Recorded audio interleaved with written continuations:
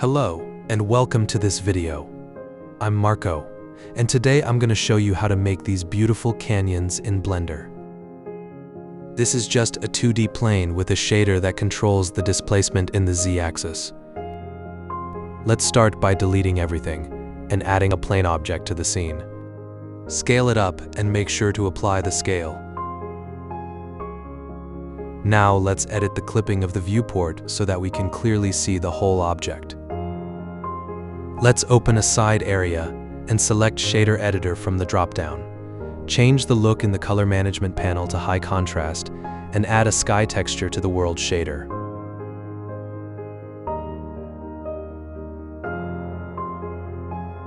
Switch to Material Preview in the viewport and let's start adding nodes. Add object coordinates. Add a noise texture node.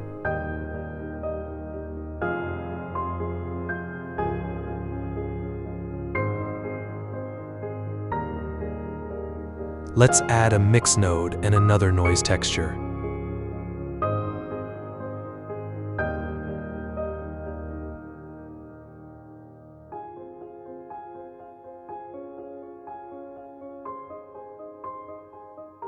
We are then mixing them together.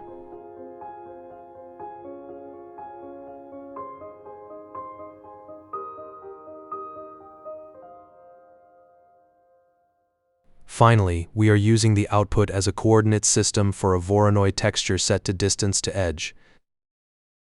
This method calculates the distance of every point of the generated Voronoi to the closest edges. We now use a map range node to cut off the mountains from the top in order to have the generally recognized shape of canyons. This texture will act as the base layer.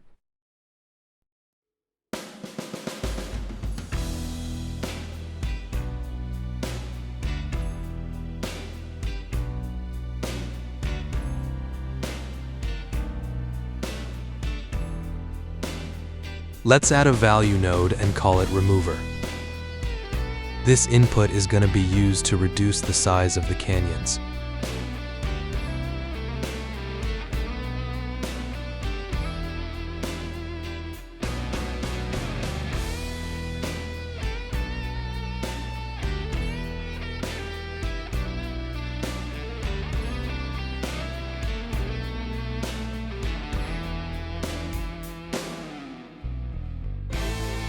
Now let's add a float curve, and we are going to use it to control the stepping shapes of the canyon mountains.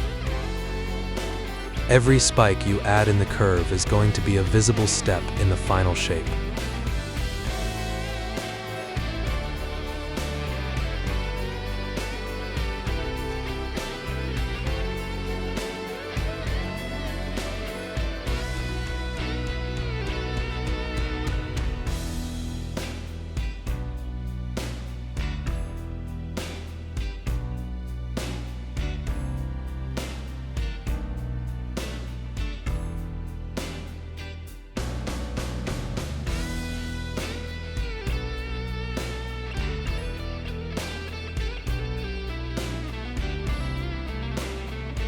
Finally, we multiply the output by a value node, and we call this value node height. This will determine the height of the generated canyons.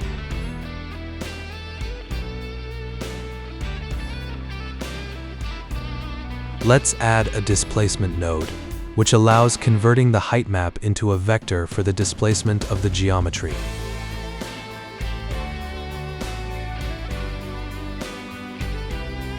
Let's also set the viewport dicing rate value to 2 instead of the default 8.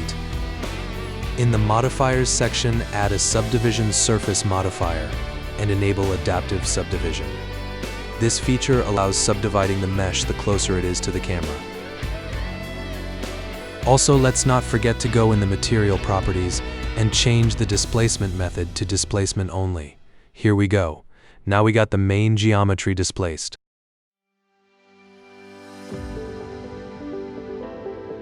Let's add another noise texture to the base shape of the canyons.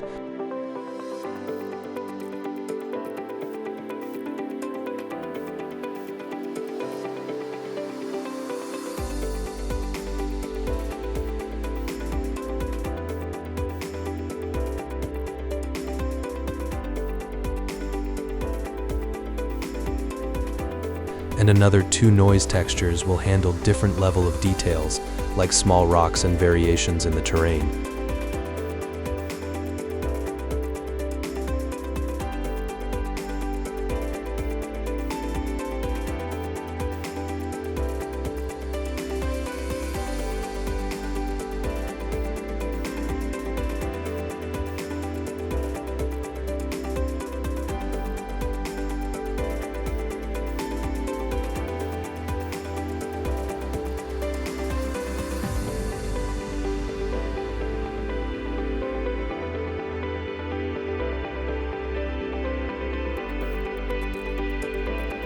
Arrange the nodes a bit to tidy up the setup.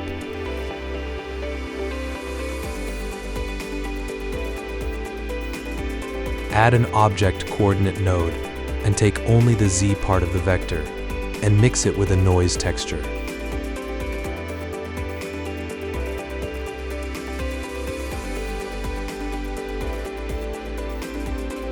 This will drive the coordinates of another noise texture, which will give us the wavy color of the rocks of the canyons.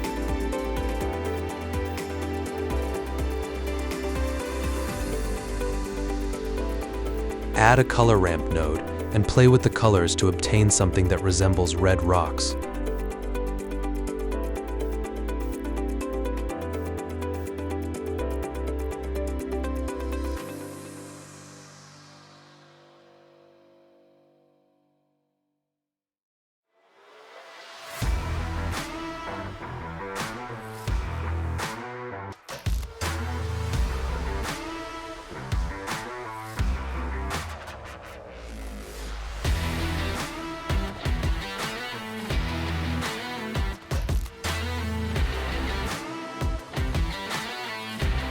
Add a dot product node and set the Z component to 1. This will give us only the topmost parts of the geometry, which essentially allows us to give a color to vegetation and rocks deposited on the top of the mountains.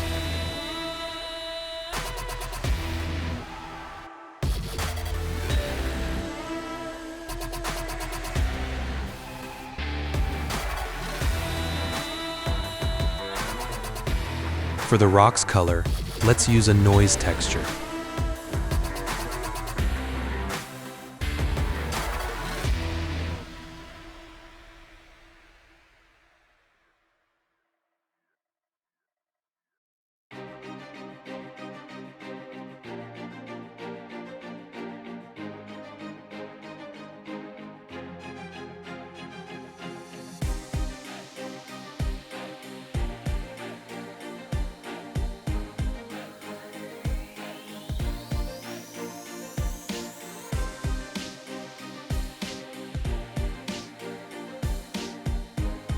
Now for the vegetation, let's overlay the bottom parts of the mountains and a noise texture and connect the output to the mix color node.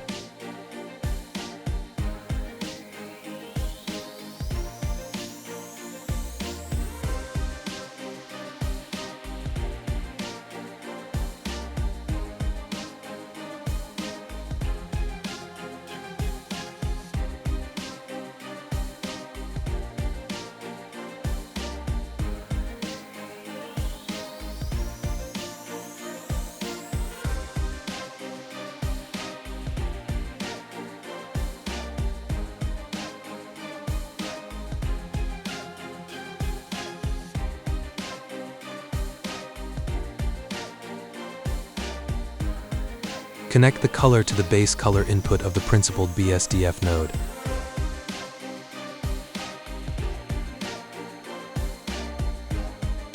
Now let's set the roughness with a mix node.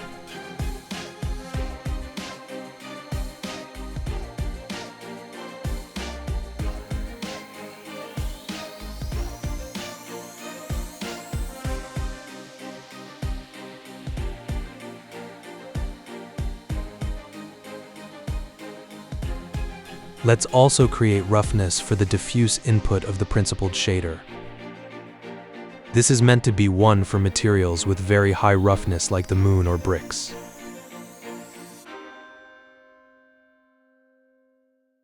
We now have to add smaller details. For those we are going to use the bump node. So let's create the height map.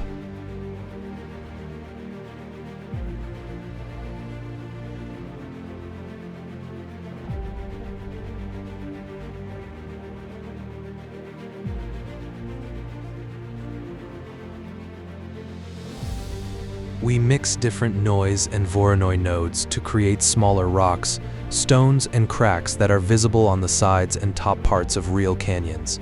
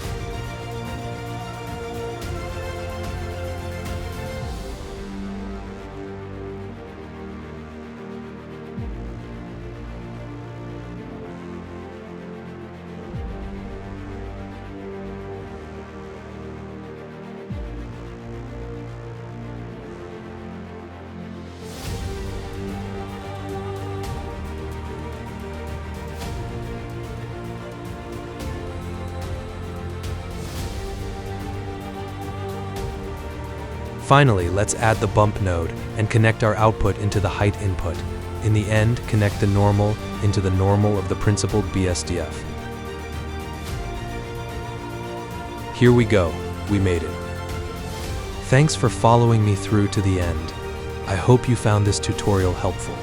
Bye, and see you in the next one. Have fun.